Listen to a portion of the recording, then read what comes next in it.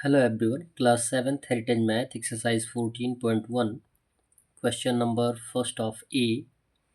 In a right angled triangle ABC where angle A is equal to 90 degree and angle B is equal to X, angle C equal Y equal X, बोला ये गया है कि angle C का value क्या है, angle C का value Y के इक्वल है जो कि X के इक्वल है।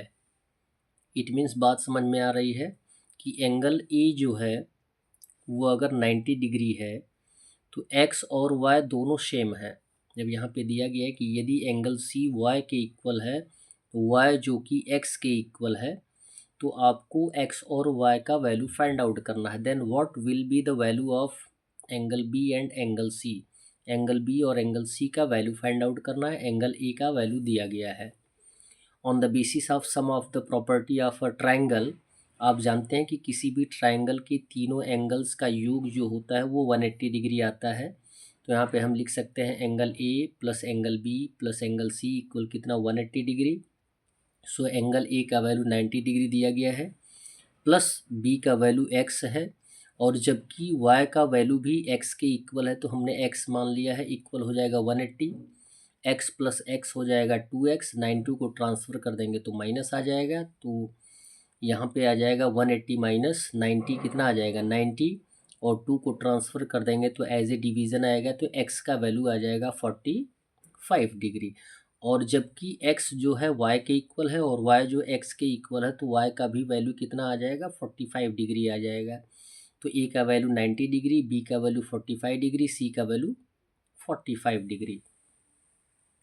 सेकंड क्वेश्चन दिया गया है in a triangle P Q R, एक ट्राइंगल दिया गया P Q R, angle P equal 60 degree given है, angle Q equal 65 degree. Then what will be the value of angle A plus angle B plus angle c, जो small letter में दिए गए हैं। Angle ए, angle B, angle C का value find out करना है, वो भी टोटल फाइंड आउट करना है। तो जबकि एक ट्राइंगल दिया गया है पी क्यू आर जिसमें दो एंगल्स दिए गए हैं, थर्ड फाइंड आउट करना है, तो on the basis of sum of the angles of a triangle find out करेंगे।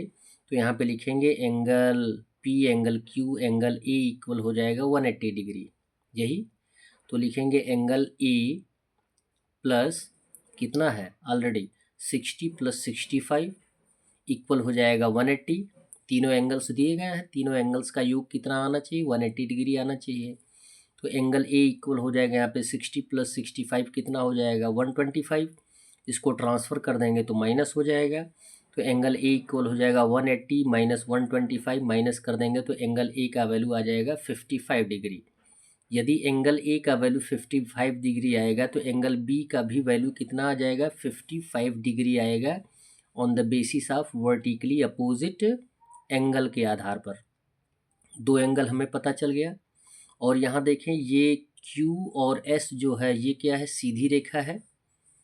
इस पर क्या बन रहा है, यहाँ से यहाँ तक लीनियर पेयर। तो B का वैल्यू आ गया 55, क्लियर है। तो C का वैल्यू कितना होगा, या आप तो R के वैल्यू पर भी आप फाइंड आउट कर सकते हैं। तो यहाँ पे आप फाइंड आउट कर लीजिएगा C का वैल्यू। तो C और B का वैल्यू ऐड होगा तो किसके इक्वल होगा, लीनियर पेयर यानी 180 के इक्वल होगा। तो लिखेंगे एंगल C प्लस 55 इक्वल हो जाएगा 180, और एंगल C इक्वल हो जाएगा 180 माइनस 55 हो जाएगा, आंसर आ जाएगा 125 डिग्री। यानी C का वैल्यू कितना हो गया 125 डिग्री, A का वैल्यू हो गया 55 डिग्री, B का वैल्यू हो गया 55 डिग्री। अब हमें इन तीनों का योग बताना है। तो लिखेंगे so angle A plus angle B plus angle C equal हो जाएगा 55, 55 और ये हो जाएगा 125, ऐड कर देंगे तो आंसर आ जाएगा 235। That's all. वीडियो को लाइक करें और चैनल को सब्सक्राइब करें। धन्यवाद।